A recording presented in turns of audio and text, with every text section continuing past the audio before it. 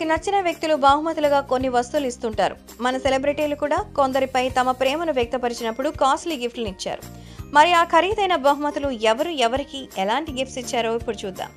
శ్రీమంతుడు cinema పెద్ద success కావడంతో Koratala Shiva Mahesh Babu RDA కార్ని బహుమతిగా ఇచ్చాడు. పూరి జగన్నాథ్ ఆఫీస్లో ఉండే ఖరీదైన కాన్సర్ట్ స్పీకర్స్ ఎన్టీఆర్ కొనిచ్చారట. దీని విలువ కోట్లలో ఉంటుందట. పూరితో 2 సినిమాలు చేసిన బండ్ల గణేష్ తన స్నేహానికి గుర్తుగా పూరికి 44 లక్షల విలువైనటువంటి సిగరెట్ లైటర్ని గిఫ్ట్గా ఇచ్చారు. లైటర్ అంతా కాస్ట్లీ ఏంటి అనుకుంటున్నారా? దాన్ని 1455 డైమండ్స్తో డిజైన్ చేశారు. ఎన్టీఆర్కి తనతో పనిచేసే దర్శకులకి బహుమతులు ఇవ్వడం అలవాటు.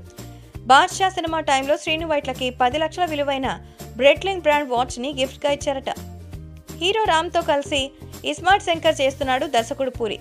ఈ సందర్భంగా రామ్ ప్రపంచంలోనే అత్యంత ఖరీదైన కాఫీ బీన్స్ ప్యాక్ని పూర్తిగా పూరికి గిఫ్ట్గా ఇచ్చారట. ఒక బీన్ బ్యాగ్ ఖరీదు 40,000కు పైగానే. నిర్మాత బెల్లంకొండ సురేష్ తన కొడుకు శ్రీనివాస్కి అల్లుడు సీను సినిమాతో పరిచయం చేసినందుకు డైరెక్టర్ వినాయక్కి జూబ్లీ హిల్స్లో ఖరీదైన బంగ్లాను గిఫ్ట్గా ఇచ్చాడు. నిర్మాత కోన వెంకట్ హీరోయిన్గా అంజలికి BMW కారుని గిఫ్ట్గా ఇచ్చాడు. సి కళ్యాణ్ నిర్మించిన జ్యోతిలక్ష్మి సినిమాలో చార్మి హీరోయిన్గా నటించింది. ఆ సినిమా షూటింగ్ టైంలో చార్మి పుట్టినరోజు వస్తే ఆ సందర్భంగా ఆమెకి ఖరీదైన లైన్ రింగ్ని గిఫ్ట్గా ఇచ్చాడు.